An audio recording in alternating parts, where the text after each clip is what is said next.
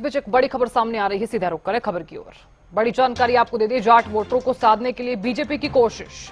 नायब सिंह सैनी का जाटों पर बड़ा बयान, जाट देशभक्त कौम है। सीएम नायब सिंह सैनी ने कहा कि कांग्रेस के लोग नैरेटिव सेट कर रहे हैं, जाट बीजेपी को वोट देंगे। तो शाम में जाट समाज ने खुलकर बीजेपी का समर्थन किया है। हुड्डा ने जाटों का भी शोषण किया। जाट हुड्डा के विकास में नहीं, देश के विकास में योगदान देना चाहते हैं। जाट वोटरों को साधने के लिए बीजेपी की कोशिश।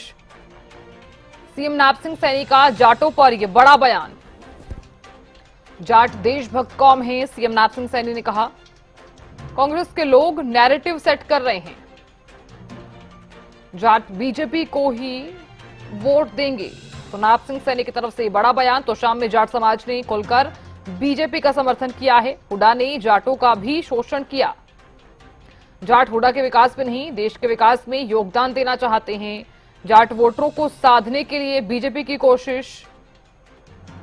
तो सीएम नायब सिंह सैनी का जाटों पर यह बड़ा बयान, जाट देशभक्त कौम है। सीएम नायब सिंह सैनी ने कहा कांग्रेस के लोग नैरेटिव सेट कर रहे हैं।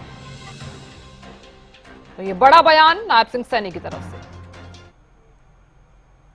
जाट समाज ने खुल करके दोनों हाथ ऊपर उठा करके जाट समाज ने ये कहा है हम भारतीय जनता पार्टी को वोट देंगे, क्योंकि हुड्डा ने शोषण किया है। जाट का क्या शोषण नहीं किया, जाट का भी शोषण किया। नेगेटिव सेट कर रहे हैं कांग्रेस के लोग, जाट वोट नहीं दे रहा। क्यों नहीं दे रहा? जाट वोट दे रहा है बीजेपी को। अरे जाट देशभक्त कौम है, वो देश के विकास के अंदर अपना योगदान देना चाहते हैं।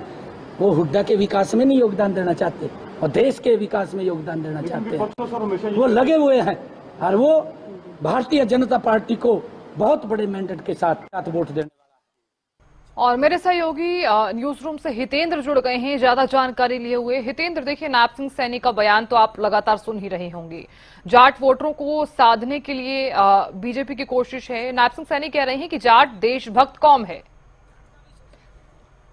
हाँ बिल्कुल, साधना जिस तरीके से देखिए पिछले काफ़ी समय से 10 साल से बीजेपी सत्ता में है प्रदेश में, और ये माना जाता रहा है कि बीजेपी नॉन जाट पॉलिटिक्स करके ही 10 साल तक सत्ता में बनी रही है। क्योंकि जब साल 2014 में प्रदेश में सरकार बनी पहली बार, तो एक पंजाबी चेहरे को, मनोहर लाल को सामने किया गया, उन्हें मुख्यमंत्री बनाया गया। और अब भी किसी जाट चेहरे को नहीं बल्कि एक ओबीसी समाज से आने वाले, सैनी समाज से आने वाले चेहरे को सामने किया गया है और नायब सिंह सैनी को मुख्यमंत्री बनाया गया और आने वाले चुनाव में मुख्यमंत्री का चेहरा भी घोषित किया गया बीजेपी की तरफ से। यानी कि सीधे तौर पर इसे इसीलिए अहम माना जाता है कि नॉन जाट पॉलिटिक्स करती है भारतीय जनता पार्टी और हरियाणा के लिहाज से, और इसका हरियाणा में बीजेपी को फायदा भी मिलता है। लेकिन अब बीजेपी की इस रणनीति की काट कांग्रेस ने ढूंढी।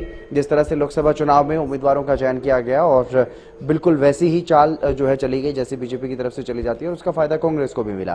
तो ऐसे में इस लिहाज से अगर देखा जाए तो पिछली बार के विधानसभा चुनाव की भी अगर बात करें तो जो जाट नेता थे, बड़े जाट नेता थे, चाहे वो ओपी धनखड़ की बात करें, सुभाष बराला की बात करें, कैप्टन अभिमन्यु की बात करें, इनको हार का सामना करना पड़ा था। तो ऐसे में यही बड़ी वजह है कि नॉन जाट पॉलिटिक्स के मामले में बीजेपी के बारे में माना जाता है कि नॉन जाट पॉलिटिक्स बीजेपी करती हुई नजर आई है अब तक।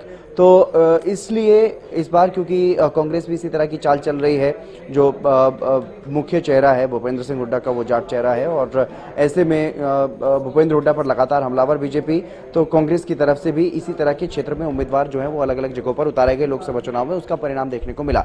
और इसीलिए अब ये माना जा रहा है कि बीजेपी जाटों को किसी तरह से नाराज तो करने के मूड में है ही नहीं, क्योंकि किसी भी वर्ग को अगर नाराज करते हैं तो उसका नुकसान किसी भी पार्टी को होता है।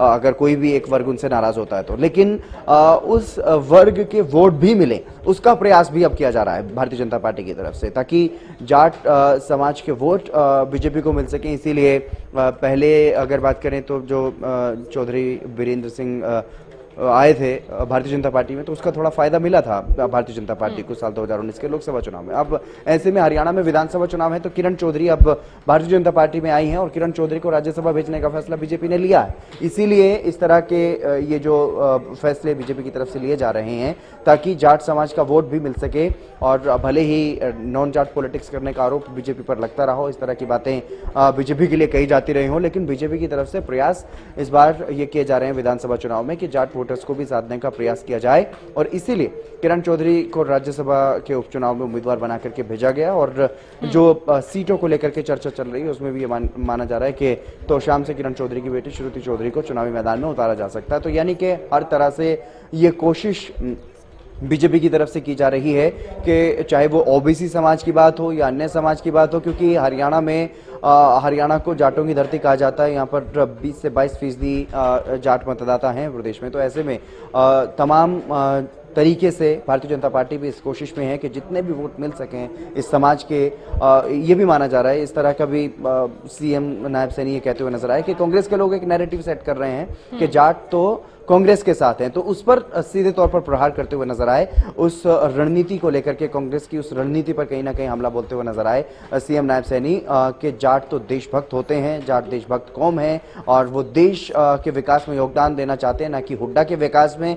और हुड्डा ने अपने कार्यकाल में शोषण किया है प्रदेश के लोगों का, जाटों का भी शोषण किया गया। इस तरह की बातें वो कहते हुए नजर आए ताकि किसी ना किसी तरह से जाट वोटर्स को भी पोलराइज किया जा सके और जाट वोटर्स का भी लाभ लिया जा सके। तो ऐसे में एक बड़ा प्रयास है, एक बड़ी कोशिश है भारतीय जनता पार्टी की कि जो वोटर्स, जो एक समाज भारतीय जनता पार्टी से लगातार दूरी बनाए रहा है प्रदेश में, और बीजेपी पर भी इस तरह के आरोप लगते रहे हैं कि नॉन जाट की पॉलिटिक्स बीजेपी करती रही है, तो उस एक तरह से उस कालिक को पोतने का प्रयास भारतीय जनता पार्टी की तरफ से किया जा रहा है। और इसीलिए ये दावा सीएम नायब सैनी करते हुए नजर आए कि तोशाम में जब वो चुनावी कार्यक्रम करने के लिए पहुंचे थे पिछले दिनों, तो उसका जिक्र उन्होंने किया कि मैं तोशाम पहुंचा था तो वहां पर जाट समाज के लोगों ने दोनों हाथ ऊपर खड़े करते हुए देश के नाम पर बीजेपी को वोट देने का वादा उन लोगों ने किया है, जाट वोटर्स ने किया है। तो ये अपने आप में एक बड़ी बात हो जाती है चुनाव के मौके पर, जब विधानसभा चुनाव के लिए वोटिंग बिल्कुल नजदीक आए जा रही है। और ऐसे में एक तरफ जहां टिकटों को लेकर के मंथन तमाम दल कर रहे हैं, नामांकन शुरू होने वाले हैं 4-5 दिनों बाद, तो ऐसे में ये बड़ा बयान भारतीय जनता पार्टी की तरफ से सीएम नायब सैनी ने दिया है जाट वोटर्स को लेकर के। और उसी 20 से 22% जो वोट माने जाते हैं जाट वोटर्स के, तो उसी में सेंधमारी का एक प्रयास है, एक कोशिश है। हालांकि इसका क्या कुछ असर देखने को मिलेगा, क्या जाट वोटर्स पोलराइज होंगे, भारतीय जनता पार्टी के पक्ष में वोट करेंगे या नहीं करेंगे, और किस तरफ ये समाज के लोग जाएंगे, ये भी देखने वाली बात होगी। क्योंकि जो क्षेत्रीय दल हैं, चाहे वो जेजेपी की बात करें, इनेलो की बात करें, वो भी जाट वोटर्स पर अपना दावा ठोकते हैं। तो वहीं भूपेंद्र सिंह हुड्डा के चलते कांग्रेस में भी इसी तरह का दावा जो है वो जाट वोटर्स पर ठोका जाता है। तो ये तमाम जो जातिगत समीकरण बनते हैं चुनाव के मौके पर, तो उस को ध्यान में रखते हुए बेहद अहम यह बयान है सीएम नायब सैनी का। हालांकि इसका असर क्या कुछ पड़ेगा ये तो चुनाव के दौरान जब वोटिंग होगी उस वक्त पता चलेगा, और जो चुनाव परिणाम सामने आएंगे 4 तारीख को,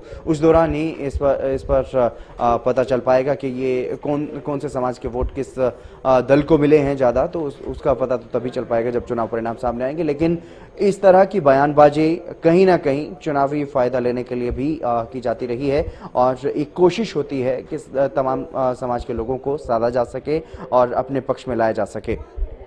साथ जाट जो हैं वो बीजेपी को ही वोट देंगे।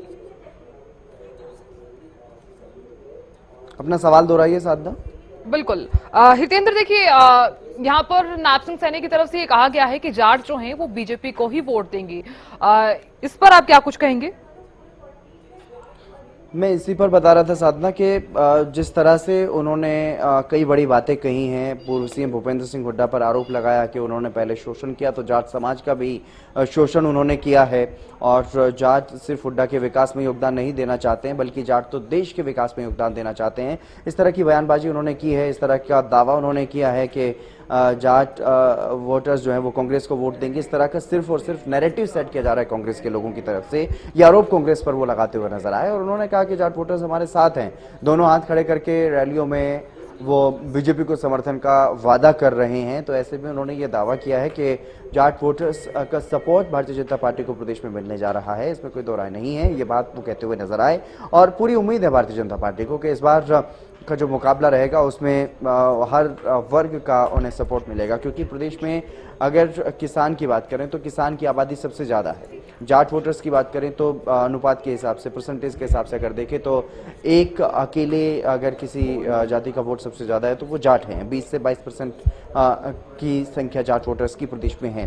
तो ऐसे में जाट वोटर्स काफी अहम हो जाते हैं और उनको साधना अभी तक की क्या कुछ रणनीति मानी जाती रही है भारतीय जनता पार्टी के बारे में कि जाट अगर 20% हैं तो 20 से 22% अगर जाट हैं तो बाकी अन्य जो जातियां हैं 70 से ज्यादा वोट परसेंटेज तो बाकियों का है, ओबीसी का है, ओबीसी में जितनी जातियां हैं उनका है, अनुसूचित जाति का है। तो ऐसे में अभी तक फोकस भारतीय जनता पार्टी का दूसरी जातियों पर रहा, दूसरे वर्गों पर रहा, ओबीसी समाज पर रहा, सामान्य वर्ग की जो दूसरी जातियां हैं उन पर रहा, चाहे वो ब्राह्मण समुदाय की बात करें या फिर अन्य जो दल सामान्य वर्ग में आते हैं, वैश्य समाज की बात करें, उनकी बात करें, तो अभी तक फोकस उन वर्गों पर रहा, उस समाज पर रहा। लेकिन अब क्योंकि दूसरे जो समाज हैं, चाहे ओबीसी वर्ग की बात करें, दलित समाज की बात करें या फिर वैश्य समाज की बात करें, तो इन तमाम वर्गों में सेंधमारी का प्रयास कांग्रेस की तरफ से भी किया जा रहा है। पूर्व सीएम भूपेंद्र हुड्डा भी इस बात को समझ चुके हैं और कांग्रेस भी इस बात को समझ चुकी है कि नॉन जाट पॉलिटिक्स की वजह से भारतीय जनता पार्टी 10 साल तक सरकार में रही है